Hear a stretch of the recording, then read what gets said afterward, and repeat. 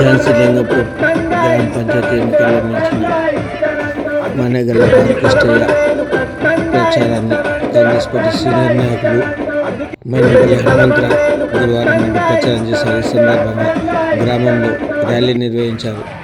ఓటర్లకు బాల్ గుర్తు ఓటేయాలని విజ్ఞప్తి చేశారు.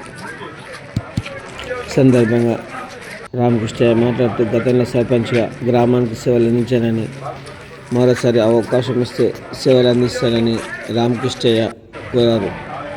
తన గుర్తుకు ఓటేసి గెలిపించాలని కోరారు. కాగా రామంపేట మండలంలో ప్రజలందరి దృష్టి ఝాన్సీ లింగపూర్ వైపే మళ్ళింది.